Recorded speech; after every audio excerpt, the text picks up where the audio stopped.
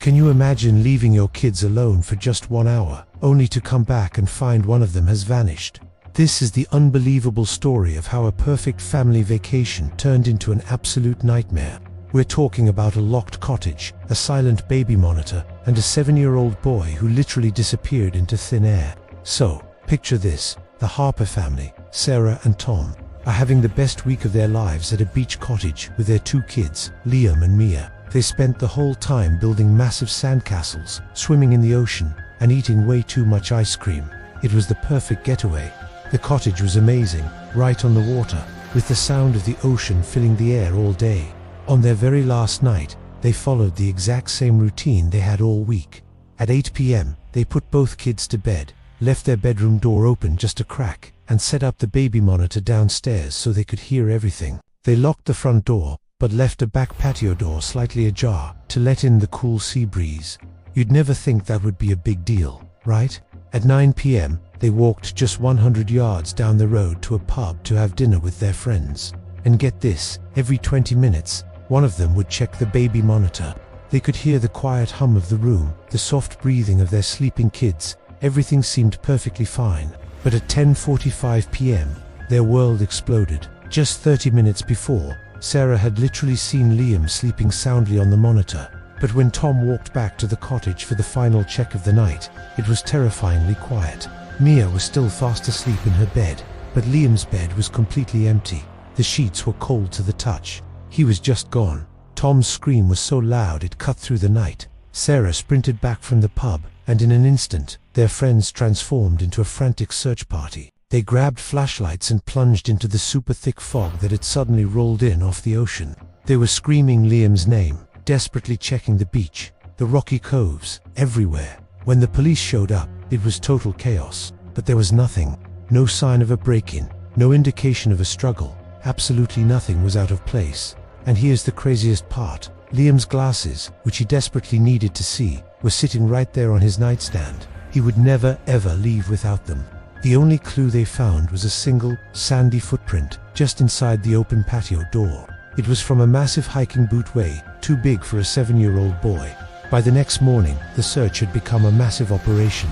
We're talking helicopters scanning the coastline, divers searching the water, and hundreds of volunteers combing every inch of the area. The news media descended on the small town, and suddenly, Liam's mum was on every TV screen in the country, clutching a picture of her son, her voice breaking as she cried. He wouldn't wander off. Someone took him, and that's when the whispers started. Why would you leave your kids alone? Why was the door left open? Suddenly, the public turned on the parents, judging their every decision. It was an absolute media frenzy.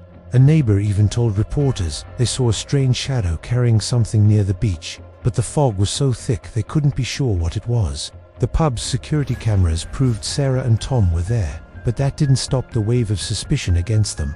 Meanwhile, the police found a potential suspect, a man named Ray Kessler, a known drifter with a criminal record. And you won't believe this, his cell phone data pinged a tower right by the cottage on the night Liam disappeared. He even received a call from an untraceable burner phone at 10:05 p.m. By the very next morning, Ray Kessler had vanished, and his van was found abandoned at a nearby pier. After a few weeks, hope began to fade. The intense pressure from the investigation and the public scrutiny started to destroy the family's friendships. One of the friends they were with that night admitted he might have heard a child cry around 10:20 p.m. but dismissed it, thinking it was just seagulls. Can you even imagine the guilt he must have felt? Then, the police turned their focus hard on the parents. Sarah agreed to take a lie detector test, but the results came back inconclusive. The police said it was likely due to her extreme stress and grief, but the media leaked the result, making her look incredibly guilty to the public. As if things couldn't get any worse, Tom discovered that Sarah had been texting an ex-boyfriend, just like that. Their private marital problems were splashed all over the news, and their lives were falling apart in front of the entire world. Then, for one brief moment, there was a glimmer of hope. Divers found a child S sandal in the water near where the suspect S van had been abandoned. Everyone held their breath, thinking this was the breakthrough they needed, but it belonged to a different child. A heartbreaking false alarm. Every single lead went nowhere. It was like trying to solve a puzzle with a million wrong pieces. Was it the drifter? Or was the single, unidentified strand of blonde hair they found on Liam's pillow the real key to the mystery? The police had no idea. 5 years later, we still don't have answers. Liam Harper's case is completely cold. For years, police searched wells, abandoned buildings, and dense woods, but found absolutely nothing. They raised the reward money to $50,000, hoping someone would come forward with real information. But the calls that came in led only to more dead ends. They did eventually find Ray Kessler, the main suspect. He was arrested for an unrelated crime, and the police questioned him for days about Liam, but he denied everything.